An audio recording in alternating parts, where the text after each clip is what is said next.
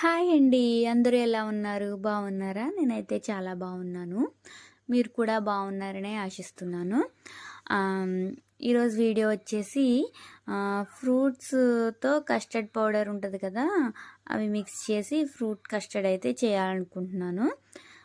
దానికి సంబంధించి ఫ్రూట్స్ అయితే ఇంట్లో ఉన్నాయి. సో, అవైతే వర్షిణికి అప్పచెప్పేసి కట్ చేసేయమన్నానండి. వర్షిణి అయితే ఆ పని పర్ఫెక్ట్‌గా చేసింది. నెక్స్ట్ మన పని మనం చేయాలి కదా! సో, నెక్స్ట్ పాలుంటే అవి పాలు గ్యాస్ స్టవ్ మీద పెట్టి అవి బాగా మరిగించాను. నెక్స్ట్ కస్టర్డ్ పౌడర్ తీసుకుని, ఈ కస్టర్డ్ పౌడర్ అనేది మార్కెట్‌లో అవైలబుల్‌గా ఉంటది. సో, ఎవరైనా తెచ్చుకోవచ్చు. మనకేమి ఇవి ఏమి దొరకందేం కాదు. ఇదివరకు రోజులైతే ఎక్కడో సిటీస్‌లో ఉండేవి. ఇప్పుడైతే ఎక్కడ పడితే అక్కడ ఉంటున్నాయి. సో, నేను కూడా తీసి తెచ్చాను ఎప్పుడోను. అప్పటినుంచి అయితే చేయలేదు. నెక్స్ట్ వచ్చేసి కస్టర్డ్ పౌడర్‌ని ఒక చిన్న బౌల్‌లో తీసుకొని అందులో కొంచెం వాటర్ ఏసి ఉండలనేది కట్టకుండా తిప్పుకోవాలి. డైరెక్ట్ కస్టర్డ్ పౌడర్ అనేది ఆ పాలల్లో వేసేస్తే అది మెల్ట్ అవ్వదు. ఉండలుండల కింద అయిపోయి మనకి కలపడానికి ఇబ్బంది అవుద్ది. అందుకే పక్కన కొంచెం కలుపుకొని పెట్టుకోవాలి.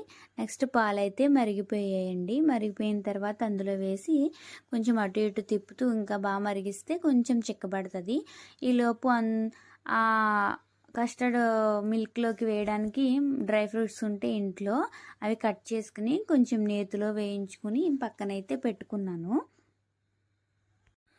ఇలా డ్రై ఫ్రూట్స్ వేయించుకొని చల్లారిన తర్వాత పాలల్లో అయితే కలుపుకోవాలి. నెక్స్ట్ ఫ్రూట్స్ కూడా వర్షిని బాగా కట్ చేసుకొని వచ్చేసింది. ఫ్రూట్స్ కూడా అయితే నేను ఆ పాలలో వేసుకుని కలుపుకొని ఫ్యాన్ కింద అయితే పెట్టాను. బాగా చల్లారిన తర్వాత ఫ్రిడ్జ్‌లో పెట్టుకోవాలండి.